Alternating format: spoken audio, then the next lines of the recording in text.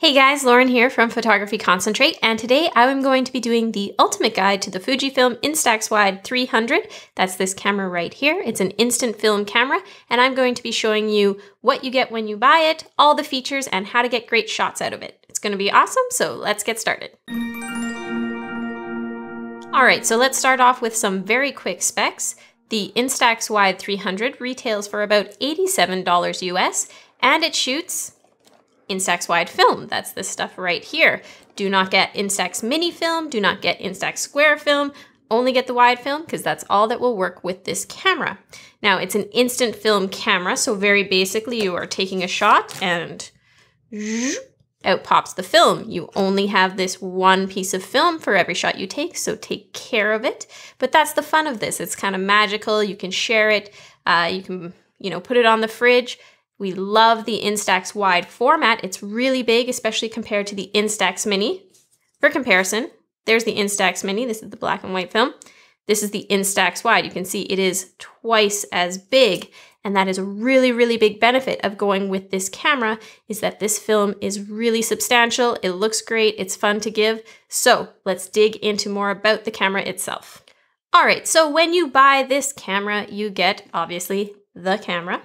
You get 4 AA batteries included, which is what it takes to power it. You get the close-up lens attachment with selfie mirror. We're going to go over how to use this in a bit.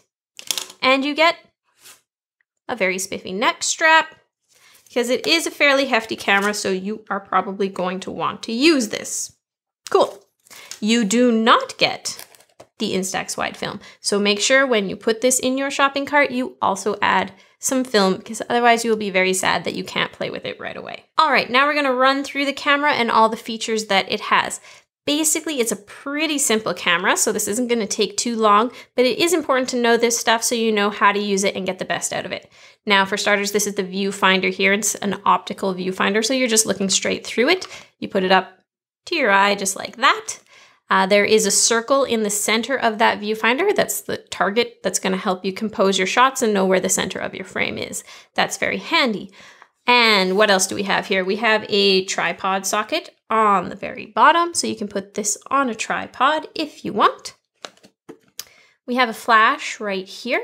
Now, the flash is automatic. You cannot turn it off. It will go when the camera thinks it should go. And it has an effective range of about 3 meters, which means that don't take a photo of something that's more than 3 meters away and think that the flash is going to light it up. It won't. So you want to keep your subjects in dark situations closer to you. All right, this is the power button right here. And you just go like that and the camera turns on. So let's come to the back here. Let's try that again because I want you to see that light. It's very important. Oh, it just blinked there. Okay, you're gonna have to believe me that there is a little red light here that goes on when the flash is charging up. And the camera will not take a photo when the red light is on because the flash is getting ready. And I will tell you from experience that that can be very frustrating because you're wondering why it's not taking the photo.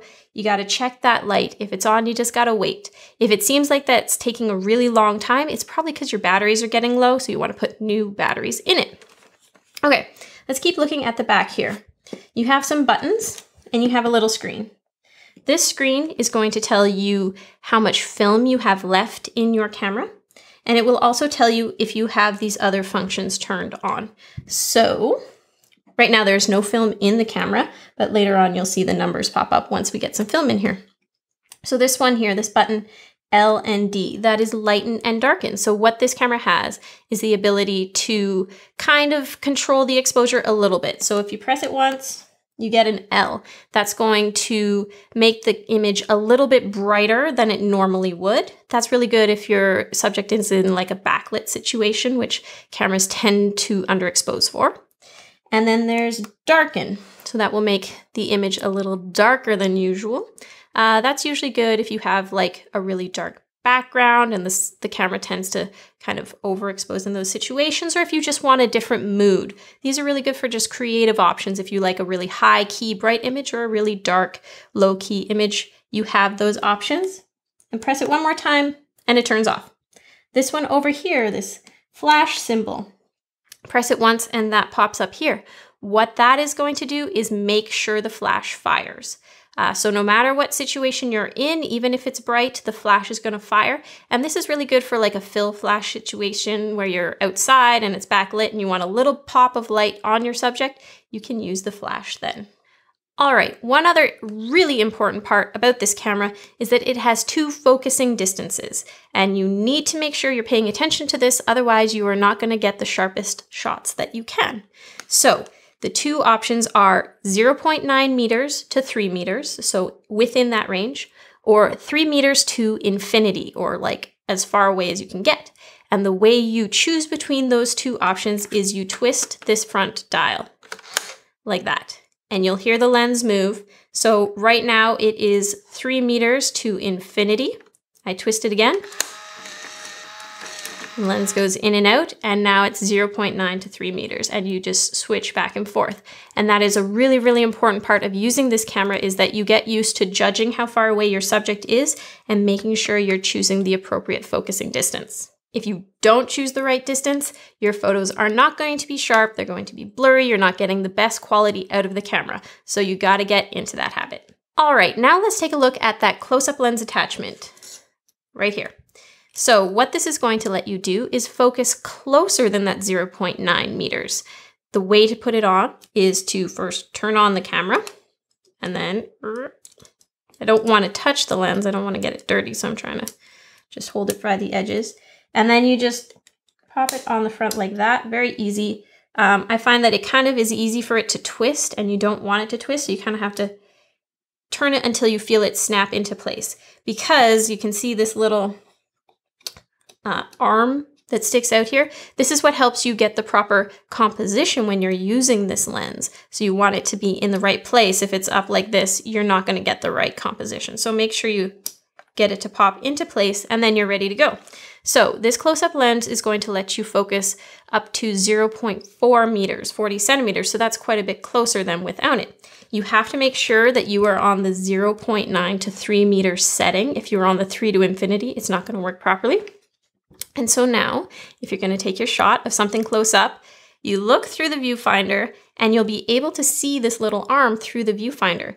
That circle target is what you're going to want to put over top of your subject, and that's going to get them centered in the frame. So there's definitely a learning curve in terms of getting the composition with this because of that close-up lens. It's different than just what's in here, but you're going to figure it out. So I wouldn't worry too much about it, just practice. One other thing about the close-up attachment, as you can see, is that it has a selfie mirror on it. So you can take selfies with this big giant camera if you've got good muscles. And so again, this is what you're going to want to use if you're taking a selfie because, you know, when you're holding it far away, you're not getting a meter away from your face. So the close-up lens attachment is what you want to use. And then you just look through the mirror and somehow also press the button. It's a little tricky, but you'll figure it out. And yeah, it makes for some good shots. I took one. We took one. See? That's cute. So yeah, use it for selfies too. All right, let's put some film in and take a shot so that you get the full experience with the Instax Wide 300.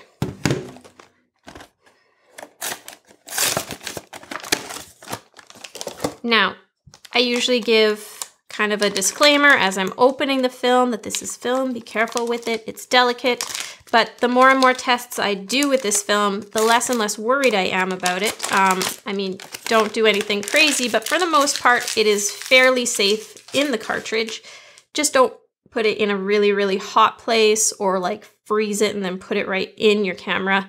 Don't pull on any of this stuff, but for the most part, don't worry about it too much. And loading the film is not scary, so let's do that real quick. You open up the film door. You can see that there is a yellow little square there, rectangle, and there's a little yellow one there, and you just line them up, just like that, pop it in, and close the door. Now, you turn it on, and this is really important. On that film cartridge is what's called a dark slide. It's a little piece of cardboard that is protecting the first piece of film from the light.